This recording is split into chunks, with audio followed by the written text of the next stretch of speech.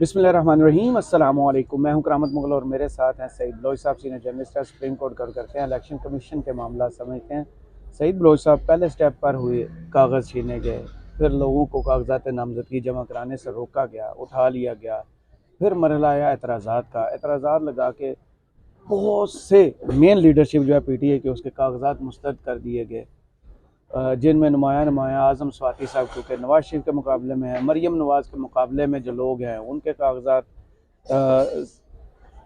मुराद सईद साहब और दूसरी मेन लीडरशिप जो है उनके कागजात मुस्तरद हो गए। तायद कुनिंदा और तजवीज़ कुनिंदा को उठाया जा रहा है। कितनी आज वीडियोज़ हैं जो भरी पड़ी हैं कि काजी फाइज ईसा साहब ने जो फैसला दिया हुआ लेवल प्लेइंग फील्ड का और इंश्योर कराया था इलेक्शन कमीशन से कि लेवल प्लेइंग फील्ड PTI को मुहैया की जाए। क्या ये वही लेवल प्लेइंग फील्ड है? क्या सारा निज़ाम सिर्फ नवाज शरीफ साहब के आगे झुका हुआ है कि उनको जिताने के लिए साला कुछ भी करेगा? बहुत शुक्रिया करामत मुगल साहब। देखें, नवाज शरीफ साहब को जितवाने के लिए इसमें कोई शक नहीं है कि पूरा निज़ाम कोशिश कर रहा है। और वो आपको याद है, एक फिल्म आई थी शाहरुख खान की और ऋतिक रोशन की 2002-3 में, कभी खुशी कभी गम। जी, तररम पम पम। हाँ, उसमें एक डायलॉग है ना, वो दोनों भाई बेंच पे बैठे होते हैं तो वो अपने छोटे भाई को शाहरुख समझा रहा होता है। तो इतना पतला कैसे हुआ? हाँ, नहीं, वो उसको कह रहा था कि भाई जब आप एक बार कोई काम करने की नियत कर लेते हैं ना, तो फिर पूरी कायनात जो है ना वो आपको उसमें जितवाने में या आपकी मदद करने में लग जाती है। ये मैं हूं ना का डायलॉग है शाहरुख? नहीं, मेरे ख्याल में वही वाला है। नहीं वही है, शर्त लगा ले मेरे नहीं, साथ। वो भाई उसका मैच, क्रिकेट मैच खेलता आता है ना, तो वो उसमें कहता होता है, मुझे याद है अच्छी तरह, आप चेक कर लीजिए, आप फिर हार जाएंगे, देख लीजिए। चले, मैं हार नहीं अच्छा सुने, अच्छा वो जो उसने बात की ना, मुझे अब यहाँ पर वो नवाज शरीफ साहब के ऊपर वही चीज, जो फार्मूला है ना, वो इधर अप्लाई होता हुआ नजर आ रहा है। और कोशिश यही है कि नवाज शरीफ साहब को जितवाने के लिए रियासत ने नियत की हुई है, और वो अब उस नवाज शरीफ साहब को जितवाने की सारा निजाम, और देखे कि पूरा निजाम अब नवाज शरीफ साहब को जितवाने में लगा हुआ। और पूरी दुनिया में ये विजुअल्स जा रहे हैं। आप विजुअल्स जा रहे हैं सर। देखें, यही बात है, कुरैशी वाली आपकी पूरी दुनिया में ये लोग अगर हुकूमत में आ भी जाएं तो इनकी क्या क्या क्रेडिबिलिटी होगी? कुछ भी नहीं। फिर जो निजाम ऐसे बनता है, सख्ती से आएगा, जाली होगा, तो वो फस्तायत ही करेगा। तस्लीम कौन करेगा? जुल्म बढ़ेगा ना, वो जुल्म बहुत करेगा सर, इसके लिए तैयार ठीक है। अच्छा, ये एक चीज तो ये हो गई। अब नवाज शरीफ साहब के हवाले से ये तासुर पैदा हो रहा है ना अदालतों की जानिब से कि नवाज शरीफ साहब की सहूलतकारी हो रही है उनको जितवाने के लिए, अदलिया खामोश है, फैसले दिए जाते हैं तो उन पर अमल नहीं होता, और अगर अमल नहीं होता तो फिर उसके ऊपर तौहीन अदालत की कार्रवाई नहीं होती, यानी कि अदालती फैसलों पर अमल दरामद करवाने के लिए किसी किस्म का कोई जोर या जो अदालतों का इख्तियार है वो इस्तेमाल नहीं किया जा रहा। तो इन सारी बातों से ही तासुर मिलता है ना, चीज़ें नज़र आती हैं, लोग इस चीज़ के ऊपर फिर वो इम्प्रेशन लेना शुरू करते हैं कि अच्छा, ये इसका मतलब यह है कि नवाज शरीफ साहब को हुकूमत दिलवाने के लिए तमाम जो इदारे हैं और ख़ास तौर पर अदलिया, वो इसमें बराबर की शरीक है। मिसाल के तौर पे अब सुप्रीम कोर्ट के ऊपर जो इल्ज़ाम लग रहा है PTI के जो उनके सपोर्टर हैं या वोटर हैं उनकी जानिब से कि भाई एतराज़ था PTI को ROs और DROs के ऊपर कि आप ब्यूरोक्रेसी से ना लें, जिन्होंने 3 MPO के आर्डर्स किए। उनका लॉजिक क्या सुप्रीम कोर्ट ने ये बात उस वक्त अपना आर्डर जारी करते हुए सोची थी कि इन्हीं लोगों ने जो है वो MPO के आर्डर जारी किए हुए हैं और यही लोग नज़रबंदियाँ कराने और गिरफ्तारियाँ कराने में मुलव्वस हैं, अदालती अहकामात की खुल्लम खुल्ला खिलाफ वर्जी कराने वाले यही असिस्टेंट कमिश्नर, डिप्टी कमिश्नर हजरात है।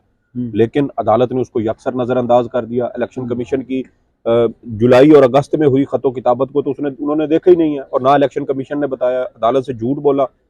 फरवरी की बताई जब पंजाब और KP इलेक्शन के हवाले से मामलात चल रहे थे, और उसके ऊपर अदालत ने यकीन करते हुए यकतरफा जो है वो फैसला जारी कर दिया। सही। तो देखे ना, फिर यही से लोग ये तासुर लेते हैं कि इवन के हाई कोर्ट भी छोड़े, पिछले दिनों हाई कोर्ट ने जो 3 रेफरेंसेस में किया है वो तो अब हमारे रिकॉर्ड का हिस्सा हो चुका है। वो तो रेफरेंस जब बने थे, क्योंकि पनामा केस मैंने भी पूरा कवर किया था उसी वक्त, क्योंकि वो कमर जमान साहब थे नवाज शरीफ साहब के लगाए हुए चेयरमैन नैब, तो सब दोस्तों की यही राय थी कि ये रेफरेंस बहुत कमज़ोर होंगे जी। वो तो पता नहीं कैसे सजा होगी, रेफरेंस बहुत वीक थे जी। तो अब देखें कि अब वहाँ से वो हाई कोर्ट का जो किरदार है वो पूरी कौम के सामने बेनकाब हो चुका है, और अब सुप्रीम कोर्ट की बारी थी और सुप्रीम कोर्ट ने भी RO और DROs के मामले पर वो चीज़ें क्लियर कर दी। और अब आप देखें कि लेवल प्लेइंग फील्ड का हुक्म दिया सुप्रीम कोर्ट ने, उसके ऊपर अमल दरामद नहीं हो रहा, अब अदालत उसके ऊपर कार्रवाई नहीं कर रही। PTI की दरखास्त उन्होंने दायर की, अर्ली हियरिंग साथ दी, उसको सुनने की बजाय जज साहब छुट्टी पर चले गए। तो मतलब मुल्क में आइन रौंदा जा रहा है, एक सियासी जमात के ये बुनियादी काजी साहब हकूक। कितने अरसे के लिए आए? सर ये अगले साल जाएंगे 26 टोटल अक्टूबर। इनका टर्न्योवर कितना है? 26 अक्टूबर को इन्होंने रिटायर होना, 26 अक्टूबर 2024 को। तकरीबन एक मतलब साल के लिए 10 माह रह गए हैं। नहीं, एक साल के लिए तकरीबन आए।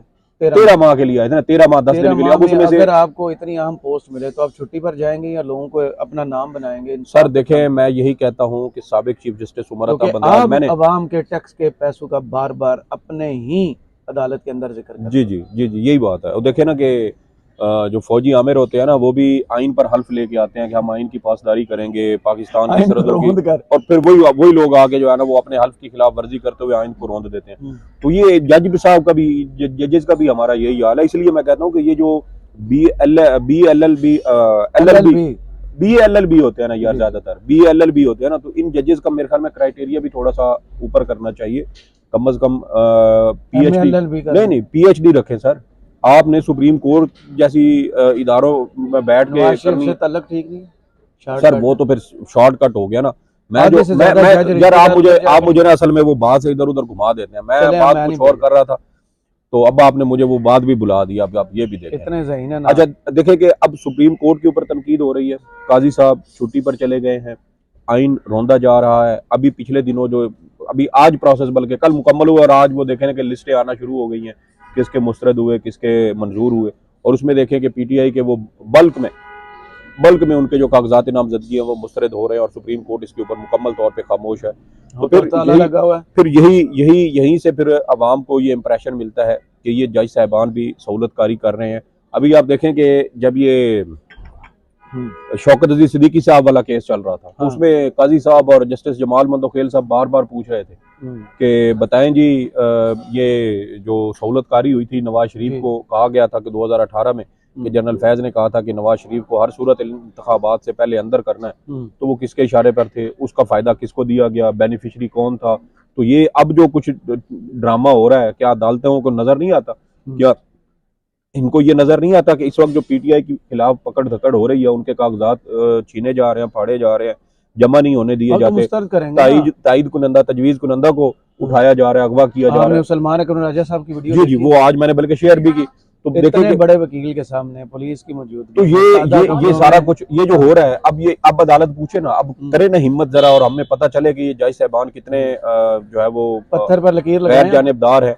सर छोड़ देना, फिर वो दिल की अगर बंदा बातें करे ना, तो फिर ये हमारे ऊपर तौहीन अदालत लगा देंगे। लेकिन दिल की बातें फिर वो बड़ी कड़वी होती हैं, जब बंदा दिल से, जो बंदे के जज्बात होते हैं कि इस वक्त हमारे मुल्क का क्या तमाशा लगा हुआ है। और यही अदलिया जो माजी के जजेस के ऊपर तनकीद करते हैं अपने फैसलों में बैठ के, और खुद यहाँ इस वक्त बैठ के आइन शिकनी की सहूलतकारी कर रहे हैं, तो क्या ये इनको नजर नहीं आता कि ये तारीख में किन अल्फाज में याद रखे जाएंगे, और इनको कैसे याद किया जाएगा, कैसे इनके बारे में लिखा। तारीख पहले तो लिखी जाती थी ना, 10-10, 20-20 साल, 30-30 साल बाद जाके लोग, अब तो वो 100 साल लिखी जा रही है।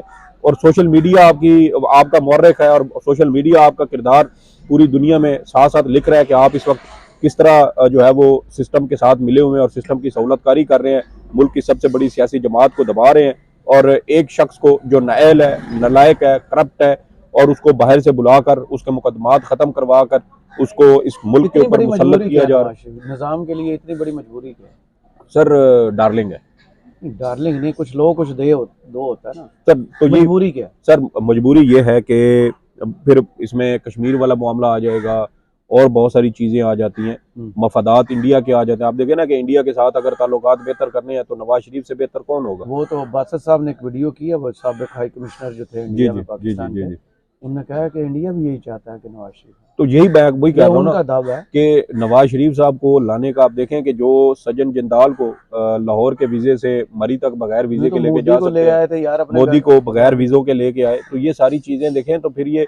और देखें कि इंडिया के जिनके ऊपर इल्जाम लगा था इंजीनियर्स पे कि वो रॉ के एजेंट है, वो रमजान शुगर मिल चिन्योर से बरामद हुए थे, ठीक है। वो 2014 में क्या नाम है उनका, ताहिरुल कादरी साहब ने वो लिस्ट भी जारी की, साबित नहीं कर पाए थे कोर्ट में। तलकात अच्छे होने चाहिए, इंडिया से भी अच्छे होने चाहिए, लेकिन बराबरी की सतह पर यही बात है ना। देखें इस वक्त वो ताल्लुकात भी आपके बराबरी की बुनियाद पर किस सूरत में होंगे, जब दुनिया को मालूम हो कि यार ये जो शख्स पाकिस्तान का वजीर आज़म है, इसके पीछे पाकिस्तान की आवाम का मैंडेट है, ये वहां से मुंतखब होके आया। अब मुझे बताएं कि ये सारी ज़िंदगी अक़वाम मुत्तहिदा में जाके सर पीटते रहे हैं, ये जो वहाँ पे बात करते थे इनको कोई घास नहीं डालता था, जरदारी साहब हो, नवाज शरीफ साहब हो या कोई और दूसरे तीसरे हो। इमरान खान साहब एक बार गए हैं, एक स्पीच उन्होंने की थी अक़वाम मुत्तहिदा में इस्लामोफोबिया पे, और उसके बाद आप देखें कि पिछले साल 15 मार्च 2022 को उन्होंने कहा कि आलमी सतह पर हर साल ये इस्लामोफोबिया डे के तौर पर मनाया जाएगा।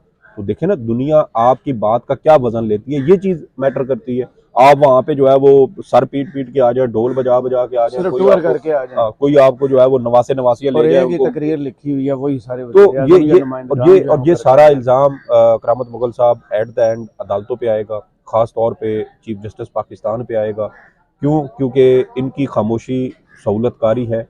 ये एक सियासी जमात को रगड़ा लगते हुए देख रहे हैं। ये शौकत अजीज सिद्दीकी केस में सवाल करते थे कौन बेनिफिशरी था, अब सवाल करें ना कि कौन बेनिफिशरी है पीटीआई के साथ जो कुछ हो रहा है। तो ये अगर ये इस तरह का कंडक्ट इनका जानिबदाराना रहा, यकतरफा रहा और एक साइड से इन्होंने आंख बंद रखी, तो फिर तारीख तो अब बात आगे नहीं क्या करेगी। होगा?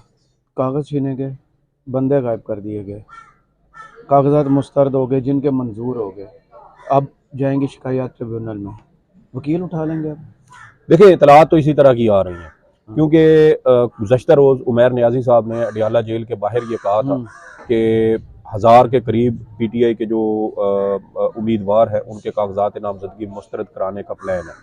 और आप देखें कि आज जो इतलात आ रही हैं, जुल्फी बुखारी का मुस्तरद हो गया, सनम जावेद के मुस्तरद, अच्छा सनम जावेद के ऊपर भूंडा इल्ज़ाम क्या लगाया कि उसने बिजली का बिल जमा नहीं कराया। मतलब एक खातून हमारे मुआशरे में, एक खातून क्या जो बिलावल के मुकाबले में राशिद सुमरो लड़े उनका भी यही निकला। उनका नहीं, सबसे मुझसे सनम जावेद खातून है। हमारे मुल्क में कितनी खवातीन होती हैं जो जिनके नाम पे मीटर लगा, बहुत रेयर होता है।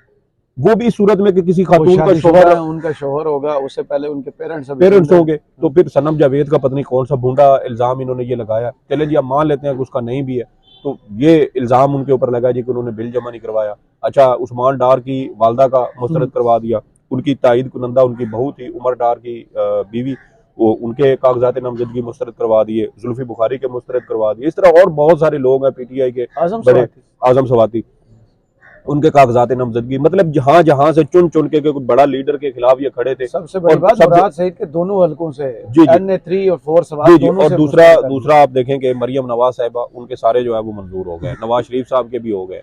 तो ये वो तमाशा है जो इस मुल्क में जारी है। अदालतों की आंखों के सामने ये सब कुछ हो रहा है, सारे किरदार इनकी आंखों के सामने हैं। वो जो है फैज़ हमीद साहब, उनके ऊपर तो इल्ज़ाम लगता है ना कि वो किसी वक्त मिले शौकत सिद्दीकी साहब से और उन्होंने ये सारा कुछ किया। यहाँ पर तो सब कुछ हो रहा है। हाँ। लोग वीडियो मौजूद है, शवाहिद मौजूद हैं कि एक सियासी, और बड़ी बात यह है कि जो इसके बेनिफिशरी हैं वो खुद आके टीवी पे इकरार कर रहे हैं कि इनको क्रश करो, इनको पीटीआई पर बैन लगाओ, इनके इंतखाबात में हिस्सा लेने पर पाबंदी लगवाओ। तो ये सारा कुछ आके वो टीवी पे कह रहे हैं। उधर तो पूछते थी ना अदालत कि बेनिफिशरी कौन था, यहाँ बेनिफिशरी आके मुंह पे बोल रहे हैं, तो पकड़ लें उनको। 8 फरवरी तक लोगों को देखना है कि ये इलेक्शन किस रुख पे जाके होते हैं, क्योंकि फैसला तो फाइनल फिर वही होना है कि जो पर्ची सामने आएगी उस पर ठप्पा कौन लगा रहा है और किस पर लगा रहा है। फैसला तो उस पे जाके, फैसला वैसे पहले हो चुका है करामत मुगल साहब, फैसला अवाम किए बैठी है, सौदा बयानिए का अवाम खरीदे बैठी है, और बस वो मेरे ख्याल में 8 फरवरी का दिन आना है और लोग बड़ी शिद्दत के साथ इंतजार कर रहे हैं। जी, बड़ी शिद्दत के साथ इंतजार कर रहे हैं। बहुत शुक्रिया सईद लोई साहब, आपके तजिए का। कमेंट्स बॉक्स में ज़रूर बताइए वीडियो आपको कैसी लगी। इजाज़त दीजिए, अल्लाह हाफ़िज़।